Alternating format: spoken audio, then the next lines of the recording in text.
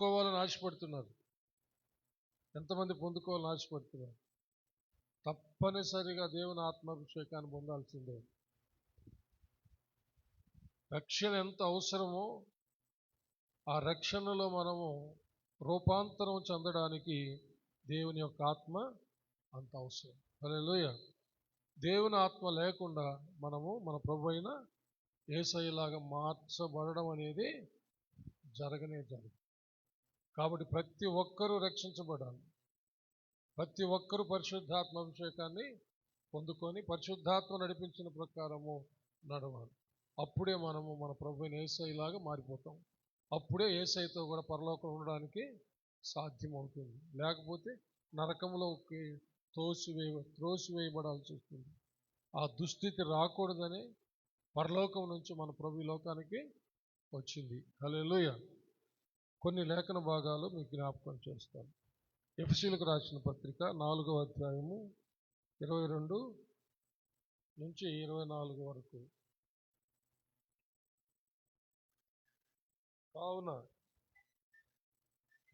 మునుపటి ప్రవర్తన విషయంలోనైతే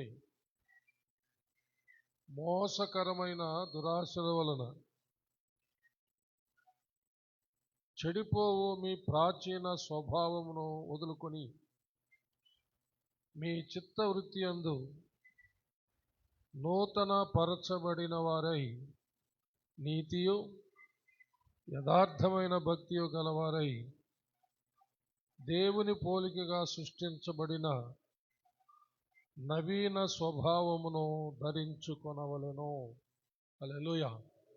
చూడండి, ప్రాచీన స్వభావాన్ని వదిలిపెట్టి నవీన స్వభావాన్ని ధరించుకోవాలి. ఇది ఎలా సాధ్యము అంటే దేవుని ఊపిరి వల్లనే సాధ్యం. అంటే దేవుని ఆత్మ వల్లనే సాధ్యం. ఇప్పుడు చాలామంది నిజంగా మంచిగా ఆలోచించే వాళ్ళు కొందరున్నారు. మంచిగా ఆలోచించారు.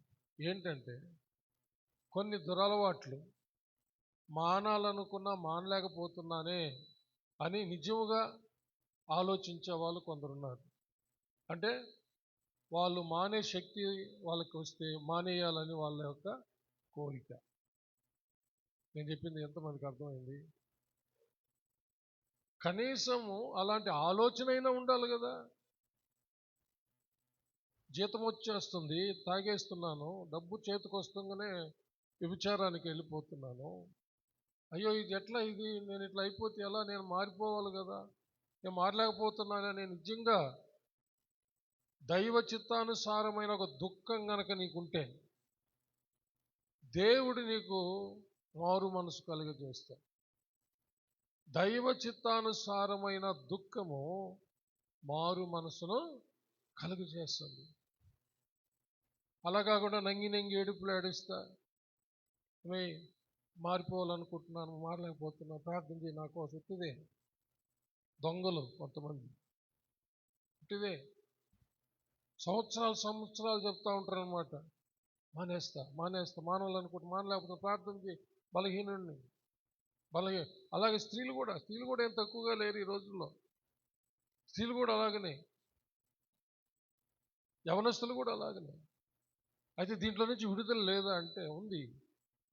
నిజముగా ఒక నూతనమైన స్వభావాన్ని, నూతనమైన జీవితాన్ని ఆశపడితే, హల్లెలూయా, ఆ ప్రాచీన స్వభావాన్ని నిజంగా వదులుకొని నూతన పరచబడి మంచి గౌరవప్రదమైన జీవితం ఇంట్లోనూ ఊర్లోనూ అలాగనే సమాజంలో సంఘంలో జీవించినంత కాలం ఒక విలువైనటువంటి గౌరవప్రదమైన జీవితాన్ని కలిగి జీవించాలి అంటే, హల్లెలూయా, నిజంగా అలాంటి కోరిక కనుక ఉంటే, నిజంగా ఆ విషయమై దుఃఖపడితే తప్పనిసరిగా దేవుడు ఆయన ఊపిరిని ఊతాడంతే. హల్లెలూయా.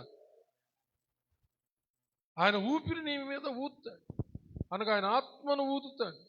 ఆ ఆత్మ నీకు నూతనమైన సృష్టిని చేసేస్తుంది. ప్రాచీన స్వభావం అంతా వెళ్ళిపోతుంది. నూతనమైన స్వభావము, నూతన జీవితం, నూతన సృష్టి నీ జీవితంలో జరుగుతుంది. ఒకరోజు ఈ మధ్యన ఒక స్త్రీ ఏడుస్తూ వచ్చింది. 7:30 సాయంత్రం 7:30 8 గంటల లోపు. నేను బైబిల్ చదువుకుంటా ఉన్నా. ఏమ్మా అంటే ఆత్మహత్య చేసుకొని చచ్చిపోవాలని ఊరికి ప్రేరేపణ వస్తూ ఉంది పాస్టర్ గారు, ఏడన్నా పోయి పడి చచ్చిపోవాలని నేను పరిగెత్తుకుని ఇక్కడికి వచ్చాను, ఏంది ఇదని. ఏమ్మా అన్న, అవి చెప్పడానికే నాకు అసహ్యంగా ఉంది చెప్పడానికి. అమ్మాయి భర్త అన్నాడంట, నీ దగ్గర కంపు కొడుతుంది, నువ్వు పో, రెండో పెళ్లి చేసుకోపో, పాస్టర్కి చెప్పి నీ దగ్గర దుర్వాసన వస్తుంది అన్నాడంట. బిడ్డలు కనుక్కొని బిడ్డలను చూస్తున్నటువంటి ఆ యొక్క బిడ్డలుండారు భార్యతోనే బిడ్డలు కనుక్కొని పెళ్ళిళ్ళు చేసి బిడ్డలను చూసేవాడు భార్యని, నీ దగ్గర కంపు కొడుతుంది, నువ్వు వెళ్ళిపో, పాస్టర్కి చెప్పి రెండో పెళ్లి చేసుకోపో, నాకు అక్కర్లేదు నువ్వంటే అమ్మాయి తట్టుకోలేక చచ్చిపోవాలని ఎటో వెళ్ళిపోయి ఎట్నో దేవుడు కనికరించి అమ్మాయిని చర్చి దగ్గరికి పంపించాడు. నేను అమ్మాయిని ఓదార్చి, వాడేదో ఏ మనసుతో అన్నాడోలేమ్మా, నువ్వు చచ్చిపోయి ఏం చేస్తావు అని చెప్పి ప్రార్థన చేసి ఆమెను మళ్ళీ పంపించా. ప్రార్థన చేసి, ప్రభు కనికరించిన ఆయన మరలా ఆత్మహత్య చేసుకోవాలన్న ప్రేరేపణ రాకుండా. భార్యను పోగొట్టుకుని ఏం చేస్తాడు వాడు? కొంతమంది భర్తలను పోగొట్టుకొని ఏం చేస్తారు? పిల్లలను అనాథలుగా రోడ్లకు విడిచిపెట్టి ఏం చేస్తారు? జీవితకాలం అంతా కామవాంఛలు నెరవేర్చుకోవడానికి నా బ్రతుక. అందుకనే ఆ నిగ్రహించుకునే శక్తి రావాలి. కనీసం కోరుకోవాలి కదా, అయ్యో ఈ పాడు బతుకు వద్దు, నాకు ఈ చెడిపోయిన బ్రతుకు నాకు వద్దు, నేను నా భార్య నా బిడ్డలు బాగుండాలి, నా బిడ్డలు బాగుండాలని కనీసం ఆశ ఉండాలి కదా, ఒక వాంఛ ఉండాలి కదా. అలాంటి వాంఛ రావడం లే, దేవునికి చోటీయడం లే. చచ్చిపోయినా పర్వాలేదు, ఇంకా నన్ను అడిగే వాళ్ళే ఉండరు అన్నట్టుగానే ఉన్నారు. కానీ చాలా కష్టతరమైనటువంటి విషయాలు కొన్ని చెప్పలేను నేను, కొంతమంది నాతో పంచుకునే విషయాలు, కానీ కొన్ని సందర్భాల్లో వాక్యానుసారంగా చెప్పాల్సి వస్తుంది కాబట్టి. ఎంతోమంది అలాగున భర్తలు భార్యలను అసహించుకోవడం, భార్యలు భర్తలను అసహించుకోవడం చాలా దుఃఖకరమైన విషయాలు. సంతోషంగా సమాధానంగా జీవితాంతం వరకు దేవునికి మహిమార్థంగా జీవిస్తూ, ఆనాడు పేతురు భార్య ఉండి భార్య లేనట్టుగా ఆమెను తనతో కూడా సువార్తకి తీసుకెళ్ళి తనకంటే ముందు ఆమెను హతసాక్షి అయ్యేటట్టు సాగనంపాడని చరిత్ర చెబుతుంది. జీవితకాలం అంతా ఇదే బ్రతుక, దానికోసమైనా బ్రతికేది. సొదొమ గొమొర్రాల పాపం అదే. సొదొమ గొమొర్రాల పాపము దేవుని దృష్టికి బహు ఘోరంగా వెళ్ళింది. దేవుడు దిగొచ్చాడు తన దూతలతో కూడా చూడటానికి. ఆ సమయంలో అబ్రహాము యొక్క ప్రార్థన ఆలకించి లోతు కుటుంబాన్ని రక్షించాడు. అయినా లోతు భార్య హృదయంలో చావల వెనుదిరిగింది, ఉప్పు స్తంభం అయిపోయింది. సొదొమ గొమొర్రా పట్టణాలు అగ్నితో కాల్చబడ్డాయి.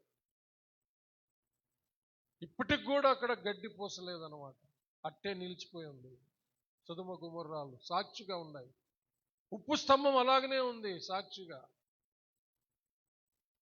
బైబిల్లో అనేక విషయాలు చెప్పబడ్డాయి. వీళ్ళరా, ఈ భూమి అందరి సమస్త కృత్యాలు అగ్ని చేత కాల్చబడ్డానికి ఉన్నాయి. పంచభూతములు మహావేంద్రముతో లయం కాబోతున్నాయి. మానవుడు వేటినైతే నమ్ముకొని బ్రతుకుతున్నాడో ఆ పంచభూతాలు మహావేంద్రంతో లయం కాబోతున్నాయి. ఒకసారి చూడండి, పేతురు రాసిన 3వ పత్రిక 3వ అధ్యాయం 10 నుంచి 14 వచ్చిన వరకు.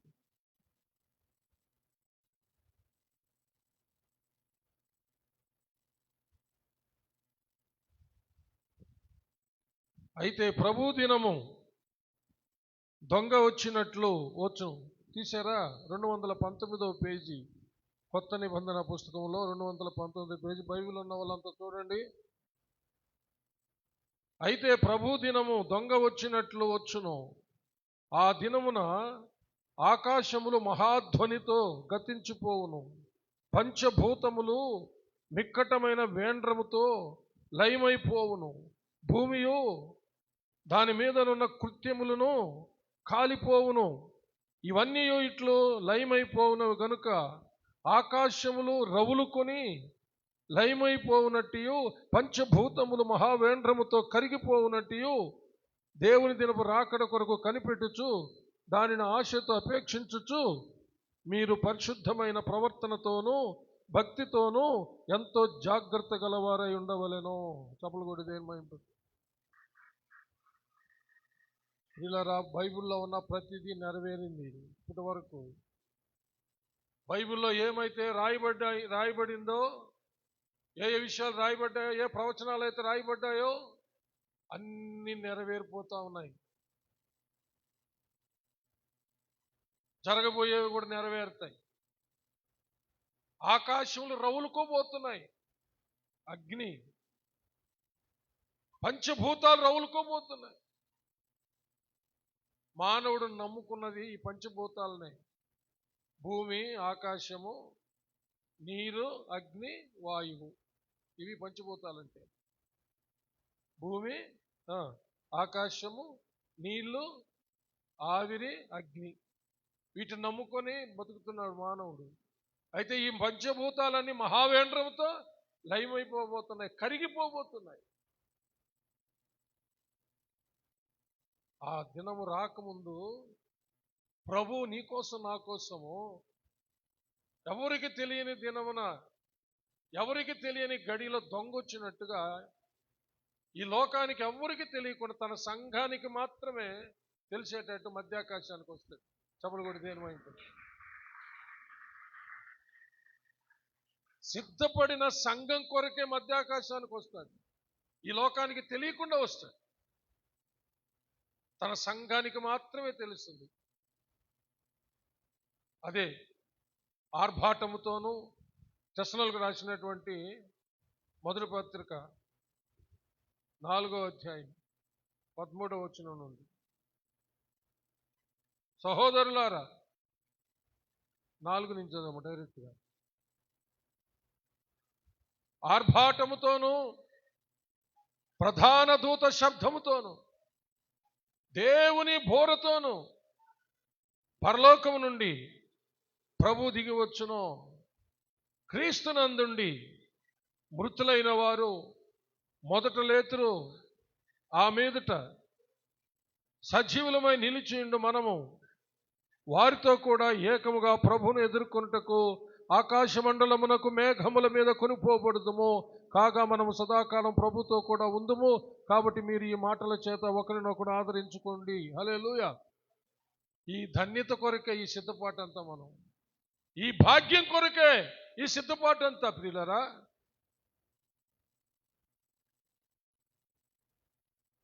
నువ్వు ఈ సిద్ధపాటును నిర్లక్ష్యం చేస్తే నీ జీవితం పంచభూతాలు మహావేంద్రముతో రగులుకునేటప్పుడు నీ పరిస్థితి ఎలా ఉంటుందో ఆలోచించప్పుడు. నీవు నమ్ముకున్న భూమి, నువ్వు నమ్ముకున్న ఆకాశాలు, నువ్వు నమ్ముకున్నటువంటి నీళ్లు, అగ్ని, వాయువు, ఈ పంచభూతాలు మహావేంద్రముతో కరిగిపోతాయంట, లయమైపోతాయంట, అగ్ని చేత కాల్చబడిపోతాయంట. ఈ భూమి మీద అగ్ని ఉంటే ఇంకా అగ్ని వచ్చి కాలుస్తుంది? దేవుని అగ్ని వచ్చి కాలుస్తుంది. చప్పలు కొట్టి దేవుని మహిమ. ఏ అగ్ని వచ్చి కాల్చేది?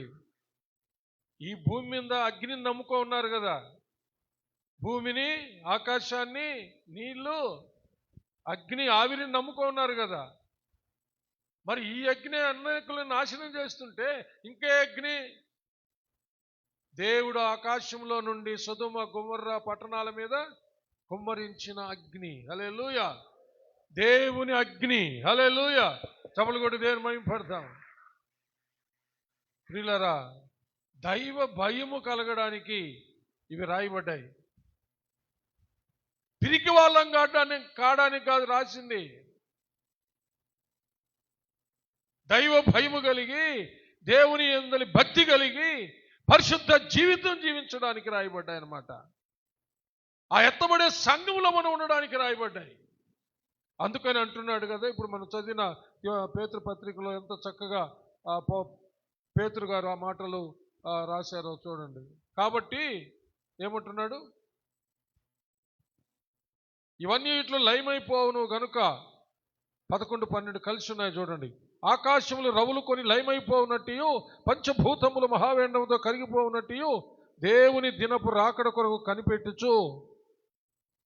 ఏం చేయాలంట? దేవుని దినపు రాకడ కొరకు కనిపెట్టుచు, దానిని ఆశతో అపేక్షించుచు, కోరుకుంటూ, ఒకరినొకరు త్వరపెట్టుకుంటూ, కింద 2 అని అంకె వేసి కింద 2 దగ్గర ఏముంది చూడండి, త్వరపెట్టుచు, ఒకరొకరు త్వరపెట్టుకుంటూ, మీరు పరిశుద్ధమైన ప్రవర్తనతోనూ, హల్లెలూయా, ఏం ప్రవర్తన అండి?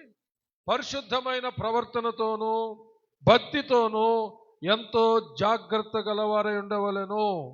చూసారా? ఈ జాగ్రత్త కొరకే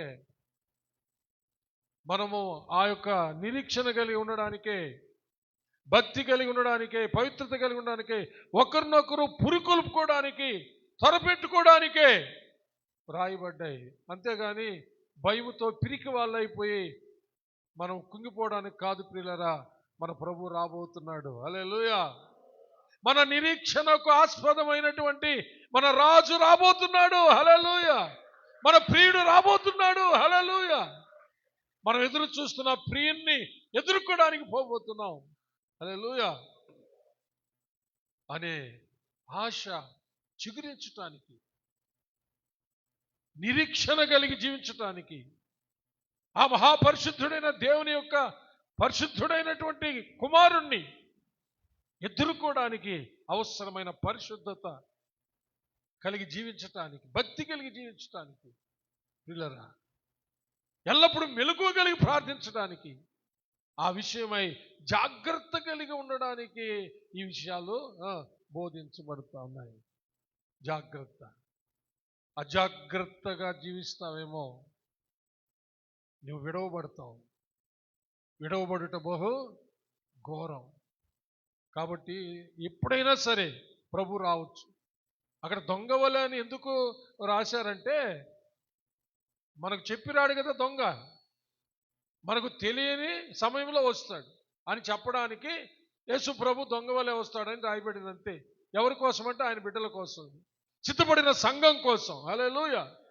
ఎవరికి తెలియని గడిలో ఆయన ఆర్భాటముతో, ప్రధాన దూత శబ్దముతో, కడబూర ధ్వనితో వస్తాడనమాట. హల్లెలూయా. అది సంఘం వింటది. హల్లెలూయా.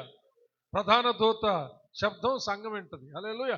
సిద్ధపడి మెలకువగలిగి ప్రార్థిస్తున్న సంఘము ఆ ధ్వని వింటుంది, ఆ బూర ధ్వని వింటది. హల్లెలూయా. ఆయన పిలుస్తాడు తన సంఘాన్ని రమ్మని. అది ఆ సంఘానికి వినబడుతుంది. ఎందుకంటే మేల్కొని ప్రార్థన చేస్తున్నారు కదా. చప్పలు కొట్టి దేని మహిమపడి. దయచేసి ఆ విషయంలో జాగ్రత్త కలిగి ఉండాలని నేను జ్ఞాపకం చేస్తుంటున్నాను. హల్లెలూయా. ఆ తర్వాత ఈ పంచభూతములన్నీ మహావేణత లయమైపోయిన తర్వాత ఏం చేస్తాడు అనుకుంటున్నారు? కొత్త ఆకాశం, కొత్త భూమి. హల్లెలూయా. చూడండి 13వ వచనం. అయినను మనం ఆయన వాగ్దానమును బట్టి కొత్త ఆకాశముల కొరకును కొత్త భూమి కొరకును కనిపెట్టుచున్నాము, వాటి యందు నీతి నివసించును. చప్పలు కొట్టి దేవుని మహిమ. Praise God. ఆ తరువాత మనం చూస్తున్నటువంటి ఈ యొక్క భూమి, ఆకాశము, మనము కలిగి ఉన్నటువంటి ఈ భూతాలైనటువంటి ఆకాశము, భూమి, నీరు, అగ్ని, ఆవిరి అన్ని రౌలుకొని పోయిన తర్వాత దేవుడు కొత్త ఆకాశములు, హల్లెలూయా, కొత్త భూమి, హల్లెలూయా, పాపము లేని, హల్లెలూయా, పాపము లేని పవిత్రమైన నీతి మాత్రమే నివసించేటటువంటి భూమి ఆకాశంలో ఆయన కలుగ చేస్తాడు. ఇవి కూడా దేని వల్ల అంటే ఆయన ఊపిరి వలన. చెవులు కూడా తెలుసు. కొత్త ఆకాశం కొత్త భూమి కూడా కొత్త ఆకాశం ఊపిరి వల్ల, దేవుని ఊపిరి అంటే దేవుని ఆత్మ వల్లనే జరుగుతాయి అన్నమాట అవన్నీ. హల్లెలూయా. పిల్లరా, ఇవన్నీ వేళాకోలానికి చెప్పుకోవడం లేదు, కాలక్షేపానికి చెప్పుకోవడం లేదు, వాస్తవాలైతే ఇవే. హల్లెలూయా. కాబట్టి దేవుణ్ణి నమ్ముకున్న ప్రియమైన దేవుని బిడ్డలారా, సహోదరి సహోదరులారా, జాగ్రత్త పడదాం. వచ్చే వారం మిగతా విషయాలు పంచుకుంటాను. దేవుడటి కృప మనకు దయచేయను గాక. ఆమేన్. జాగ్రత్త పడదాం. ఎందుకంటే మళ్ళా పంచాలి, ప్రార్థన చేయాలి. ముగిస్తున్నాను నేను. జోసఫ్ పాస్టర్ గారేమో మీరందరూ రాకపోయేటప్పటికే కొనసాగించుకుంటా ఉన్నాడు. నాకేమో ఒక గంట కంటే ఎక్కువ సమయం